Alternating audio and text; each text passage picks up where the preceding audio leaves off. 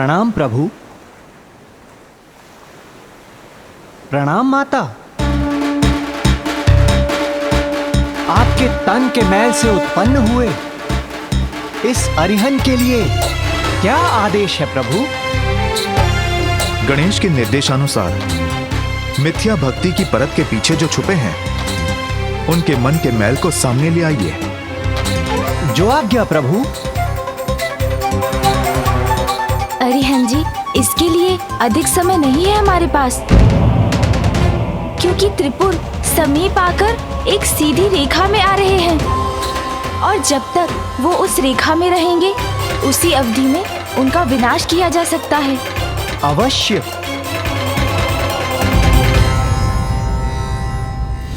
त्रिपुर के एक रेखा में आने के पूर्व इन असुर सैनिकों को जीवित करूंगा।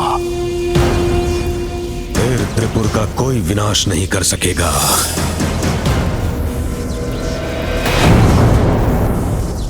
यज्ञ की अग्नि तो मंद पड़ती जा रही है। इस अग्नि को और तीव्र करने की आवश्यकता है। मुझे और आहुति देनी होगी। रुकिए गुरुवर, इसकी कोई आवश्यकता नहीं।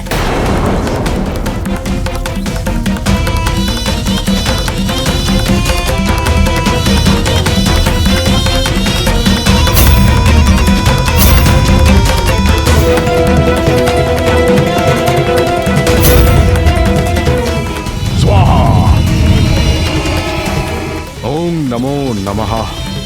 गुरुवर, अब ये यज्ञ कदापि नहीं थमेगा, शीघ्र ही चरम पर पहुंचेगा अपने। आप चिंता मत कीजिए गुरुवर, मैंने भंडार को पुनः यज्ञ सामग्री और भिक्ष से भर दिया है।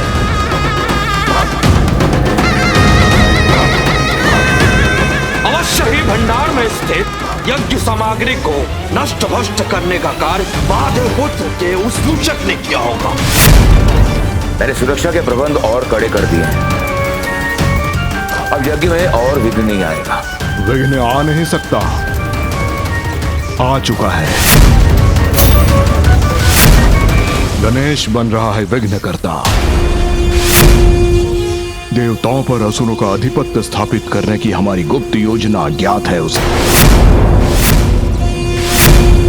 वो विघ्न उत्पन्न करने का प्रयास अवश्य करेगा, किंतु मैं अपने उद्देश्य में अडिग रहूंगा। इस संघर्ष में केवल और केवल असुरों की विजय होगी। हम सावधान रहेंगे गुरुवर, परंतु आप व्यक्ति चिंता कर रहे। जब तक महादेव की कृपा दृष्टि हम पर है, हमें कोई नष्ट नहीं कर सकता। ये भक्ति का ढोंग हमें तब तक और ढोना होगा जब तक हमारे पूर्व सीधी रेखा से बाहर नहीं आ जाते, और जिसके बाद सहस्त्र वर्षों तक हमारा कोई अहित नहीं कर सकेगा।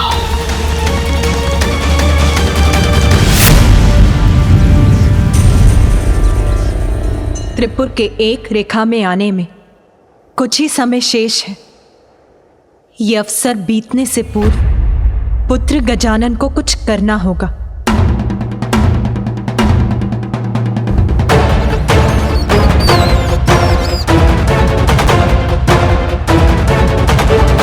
अरिहन जी, आप मेरी योजना भली भांति समझ गए ना? हाँ माता पार्वती नंदन श्री गणेश, मैं न केवल आपकी योजना भली भांति समझ गया हूं, अपितु आपकी बुद्धिमत्ता और आपकी चतुराई का प्रशंसक भी बन गया हूं। धन्यवाद। किंतु स्मरण रहे, ये कार्य हमें नियत समय अवधि में ही पूर्ण करना है। मुझे विश्वास है हमारी ये योजना अवश्य सफल होगी। अवश्य श्री गणेश।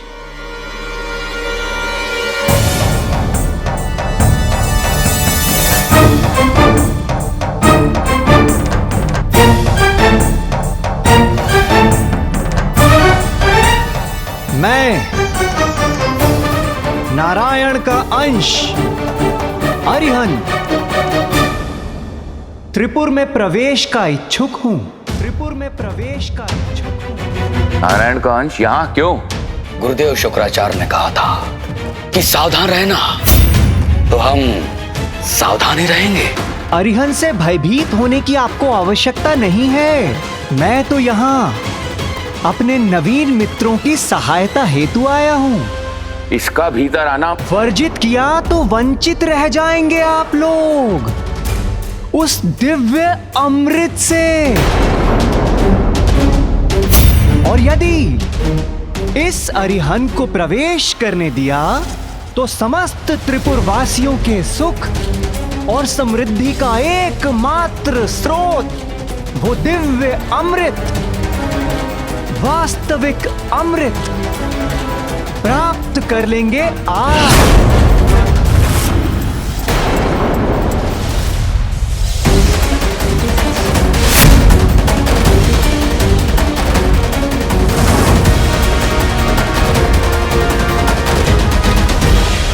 किंतु यदि आप तीनों को मुझ पर शंका है और यदि आपको वो दिव्य अमृत नहीं चाहिए तो मैं चला।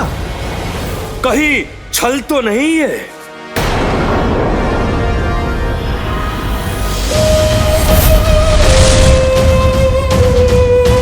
नारायण के अंश होकर उनके शत्रुओं के लिए अमृत क्यों लाए हो तुम? आपका कहना उचित है। अंश हूं उनका, मित्र नहीं, सेवक हूं उनका, किंतु शुभ चिंतक नहीं। जिस प्रकार आप असुरों को कोई भी स्वीकार नहीं करता, ठीक उसी प्रकार इस अरिहंत का भी तिरस्कार किया है स्वयं नारायण ने। नारायण के मैल से उत्पत्ति हुई है मेरी, इसीलिए मुझे अपनी स्वयं की इस उत्पत्ति को वो आप असुरों के समान मैल ही मानते हैं। और इसलिए यह स्वाभाविक है कि मेरी और आपकी मित्रता हो जाए।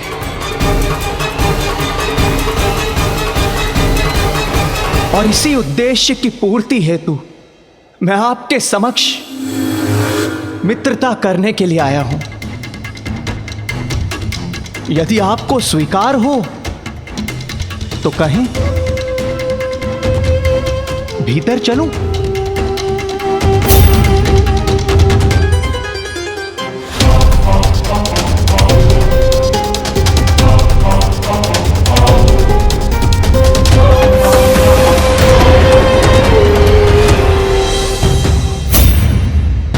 अरिहंत जी तो अपने बुद्धि के बल पर त्रिपुर के भीतर प्रवेश करने में सफल हो गए। अब प्रतीक्षा है कि वो किस प्रकार उनका ढोंग सामने ला पाते हैं। तुमने हमसे असत्य क्यों कहा कि तुम्हारे पास वास्तविक अमृत है? प्रतीत होता है तुम्हें महादेव पुत्र गणेश ने भेजा है हमारी योजना भंग करने के लिए। और हाँ, त्रिपुर में प्रवेश पाने के लिए छला है तुमने हमें। कान जी, भीतर क्या हो रहा है ज्ञात करने में मेरी सहायता कीजिए।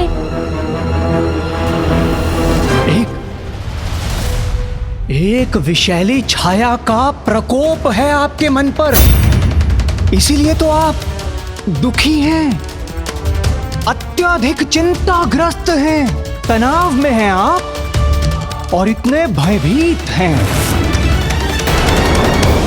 किंतु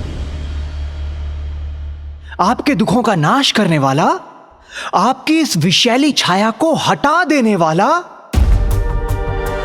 दिव्य अमृत है अरिहंत के पास।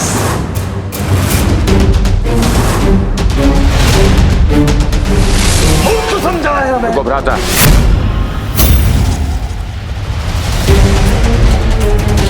तुम कौन से विष को हटाने की बात कर रहे हो? हम तुम्हें एक और अवसर देते हैं। तुम हमें यह बताओ कि त्रिपुर वासियों के लिए तुम ऐसा कौन सा वास्तविक सुख लाए हो?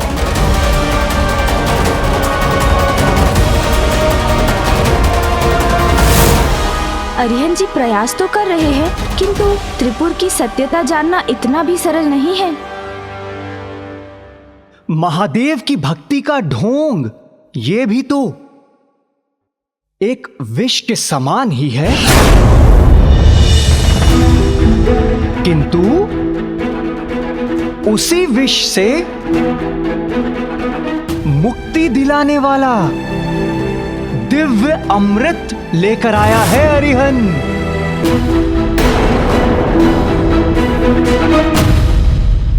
आपकी बुद्धि और आपके हृदय, इन दोनों में केवल और केवल एक ही प्रबल इच्छा व्याप्त है, और वो है भोग, विलास, आनंद उठाने वाली इच्छा।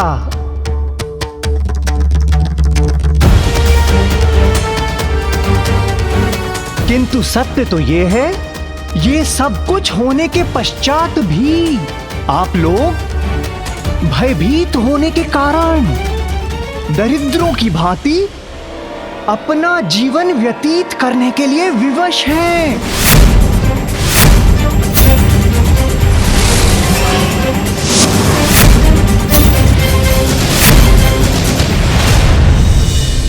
हमें भयभीत पुकारने का दुस्साहस कैसे किया तुमने?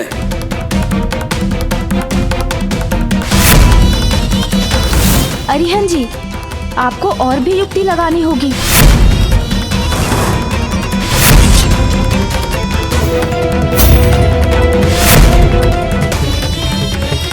शिव भक्ति का ढोंग करते करते कठिन धर्म का पालन, ऐसे घोर कष्ट उठा रहे हैं आप,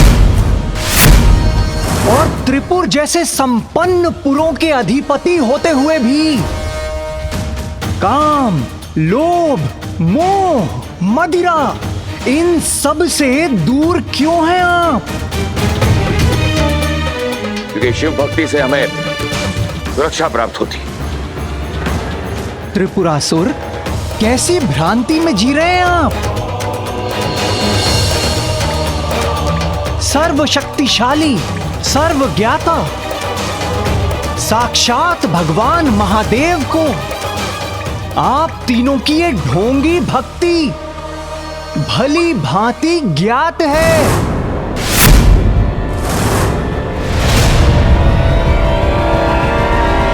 किंतु फिर भी आप तीनों सुरक्षित हैं, और इसका कारण आपकी ढोंगी भक्ति नहीं है, अपितु आप तीनों की संगठित शक्ति है। फिर आभास हो रहा है कि शीघ्र अतिशीघ्र आप तीनों को और भी अधिक शक्ति प्राप्त होने वाली है। हाँ, यहाँ पर एक अमर अपराजित सेना का निर्माण किया जा रहा है, जो हमें समस्त संसार का आधिपत्य प्रदान करेगी। तो फिर किस भय के कारण आप लोग महादेव की भक्ति का ढोंग कर अपना जीवन व्यर्थ गंवा रहे? भूल जाइए अपनी इस ढोंगी भक्ति को, इनका समय अब गया।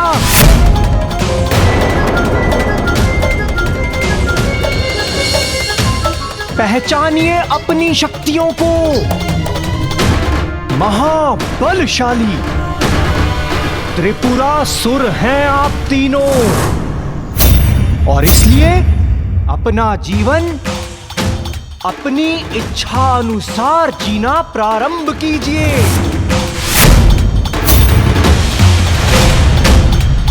ये नारायण अंश सत्य कह रहे हैं, हमें भला किसका भय? चलिए मूषक जी। जब सभी सुख सुविधाएं प्राप्त है हमें, फिर ऐसे दरिद्रों की भांति क्यों जी रहे हैं? सत्य है, भक्ति में व्यर्थ कर रहे हैं अपना जीवन।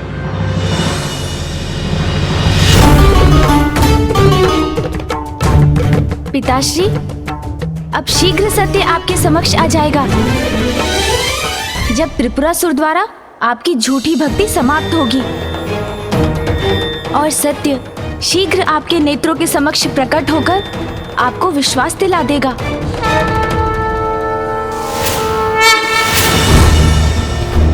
प्रतीत होता है कि हमारी योजना सफल हुई। मेरी बातों से प्रभावित हो गए हैं ये तीनों असुर।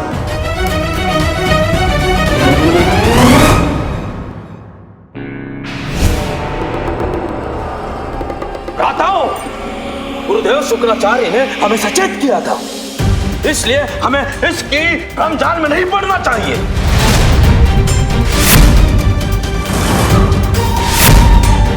तुम्हें क्या लगा था कि तुम हमें हमारे भक्ति के मार्ग से इतनी सरलता से भटका सकोगे?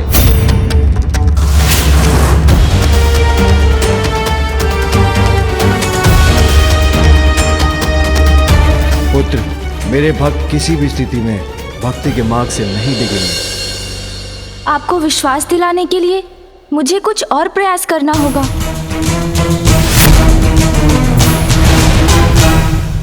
उचित है, उचित है।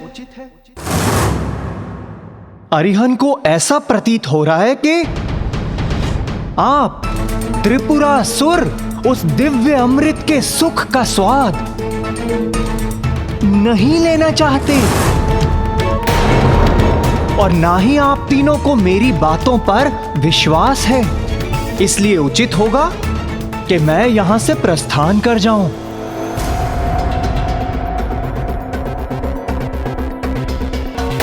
कोई अमृत नहीं है तुम्हारे पास, इसलिए अमृत के नाम पर हमें मूर्ख बनाने का प्रयास कर रहे हो।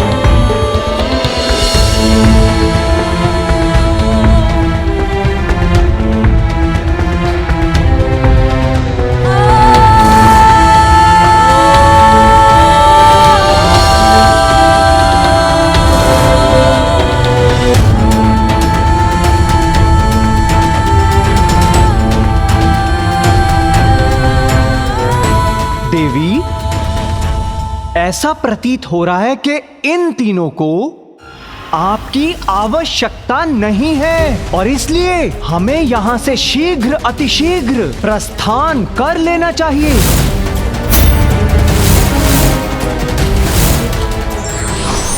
बुद्धिमान व्यक्ति वही होता है जो तब तक प्रयास करता है जब तक उसे कार्य में सफलता नहीं मिल जाए। पुत्र, तुम्हें जो भी उपाय करना है शीघ्र करना हो, क्योंकि त्रिपुर अब एक सीधी रेखा में शीघ्र आने वाले हैं। माँ, मुझे ज्ञात है कोई अनिष्ट नहीं होने दूंगा मैं, किंतु उसके लिए मुझे मामा जी की सहायता चाहिए होगी।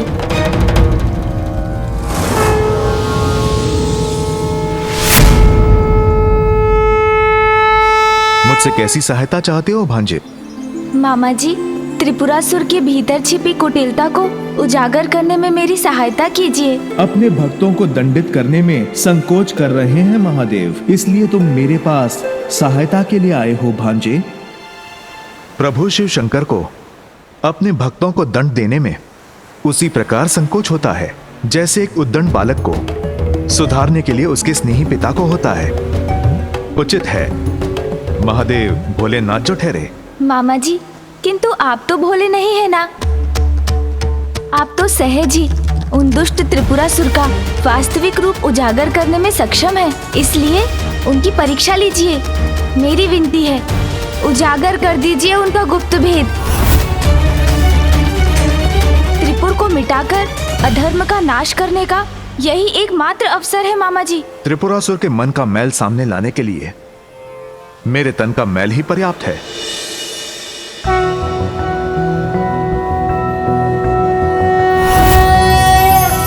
नारायणाय सुरमंडन मंडनाय नारायणाय सकल स्थिति कारणाय नारायणाय भवभीतिनिवारणाय नारायणाय प्रभवाय नमो नमस्ते।